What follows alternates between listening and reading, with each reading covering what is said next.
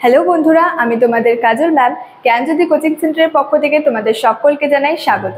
তো বন্ধুরা, আজকে আমি তোমাদের ইউনিভার্সিটির আন্ডারে যে টপিকটি নিয়ে আলোচনা করব সেটি হচ্ছে যে হরপ্পার অধিবাসীদের ব্যবহৃত অস্ত্রশস্ত্র এবং যন্ত্রপাতি সম্পর্কে।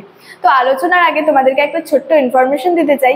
তোমরা যারা আমাদের কোচিং সেন্টারে এখনো যুক্ত হওনি কিংবা যুক্ত হতে চাইছো, তারা উপরে দুটি নাম্বার দেখতে পাচ্ছ, 6295916282 এবং 7076398606।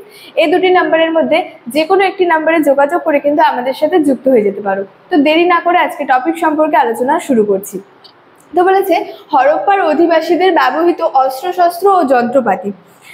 সিন্ধু অধিবাসীদের বা হরপ্পা অধিবাসীদের ব্যবহৃত বিভিন্ন ধরনের যে গৃহস্থালির যে যন্ত্রপাতি এবং অন্যান্য যন্ত্রপাতি যে ব্যবহার করতো তারা, তা থেকে অনুমান করা যায় যে শহরের জনসংখ্যার বেশ একটি বড় অংশ হচ্ছে শিল্পে নিযুক্ত যে শ্রমিক এবং হচ্ছে কারিগরি শ্রেণীরই লোক ছিল।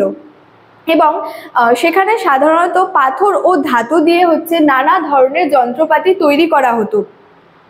সেখানে ধাতুর মধ্যে তামার ব্যবহার কিন্তু সর্বাধিক ছিল, মানে পাথর ও ধাতু দিয়ে যে বিভিন্ন ধরনের যে যন্ত্রপাতি তৈরি করা হতো, ধাতুর মধ্যে তামার ব্যবহারটা কিন্তু সর্বাধিক ছিল। তবে সেই সময় কিন্তু হচ্ছে লোহার ব্যবহারের কোনো সন্ধান পাওয়া যায়নি। সেই সময় হচ্ছে তামার ব্যবহারই সর্বাধিক ছিল, সেখানে কিন্তু লোহার ব্যবহারের কোনো সন্ধান পাওয়া যায়নি। ধাতু শিল্প এবং পাথর খোদাই হচ্ছে অন্যতম শিল্প হিসেবে পরিচিত ছিল। এবং বলা হয়েছে যে এই সিন্ধু উপত্যকার মানুষজন তামা ও ব্রোঞ্জ দিয়ে কিন্তু অস্ত্রশস্ত্র তৈরি করতো, মানে সিন্ধু উপত্যকায় যে মানুষজন বসবাস করতো সেখানে তারা হচ্ছে তামা ও ব্রোঞ্জ দিয়ে যে সেখানের অস্ত্রশস্ত্রগুলি কিন্তু তৈরি করতো। এবং হচ্ছে যে তামা ও ব্রোঞ্জ দিয়ে তারা নানা ধরনের ছোট ছোট মূর্তিও তৈরি করত। তাদের হচ্ছে যে অস্ত্রশস্ত্রের মধ্যে উল্লেখযোগ্য ছিল হচ্ছে বর্ষা, কুঠার, তীর ধনুক ও ছুরি। এগুলা যে অস্ত্রশস্ত্র তারা তৈরি করতো, সেই অস্ত্রশস্ত্রের মধ্যে এগুলি হচ্ছে উল্লেখযোগ্য ছিল। এবং তারা পাথর কেটে গলার হচ্ছে হার সহ বিভিন্ন অলংকারও তৈরি করত এবং শৌখিন জিনিসপত্র ও পুঁথি তৈরিতে কিন্তু হচ্ছে দামি পাথর তারা হচ্ছে ব্যবহার করত। মানে পুঁথি যে তৈরি করতো সেখানে তারা দামি পাথর ব্যবহার করত।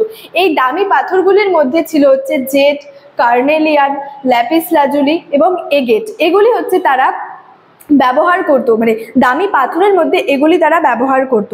এবং সিন্ধু অধিবাসীরা কাদামাটির পোড়ানো ইট তৈরিতে অভ্যস্ত ছিল। এবং যে সিন্ধু অধিবাসীরা বা হরপ্পার যে অধিবাসীরা তারা কাঠের চেয়ার, চৌকি, টুল তৈরিতেও কিন্তু ব্যবহার করত। এবং হচ্ছে নৌকা তৈরিতেও তারা হচ্ছে যথেষ্ট দক্ষ ছিল। এবং দামি পাথর হিসেবে তারা হচ্ছে সোনা এবং হচ্ছে যে রূপার অলংকার ব্যবহার করত, মানে দামি যে পাথর ছিল সেই হিসেবে তারা হচ্ছে সোনা ও রূপার অলংকার হচ্ছে ব্যবহার করত। এবং যে গয়নাগুলি নির্মাণে তাদের হচ্ছে ছাঁচের ব্যবহার ও হচ্ছে হাতুড়ির ব্যবহার লক্ষ্য করা গিয়েছিল। মানে গয়নাগুলি যে নির্মাণ করতো সেখানে হচ্ছে ছাঁচের ব্যবহার এবং হাতুড়ির ব্যবহার লক্ষ্য করা গিয়েছিল।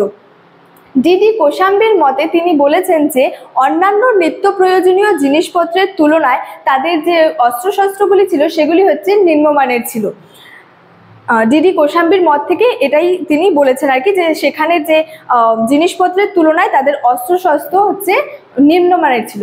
তো স্টুডেন্ট, এই ছিল আজকে আমার এই হরপ্পা অধিবাসীদের ব্যবহৃত অস্ত্রশস্ত্র এবং হচ্ছে যন্ত্রপাতির সম্পর্কে আজকের ক্লাসটি ছিল। ভিডিওটি তোমাদের কেমন লাগলো অবশ্যই কমেন্ট করে জানিও।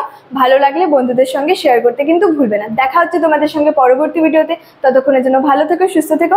Thank you so much. Thanks for watching.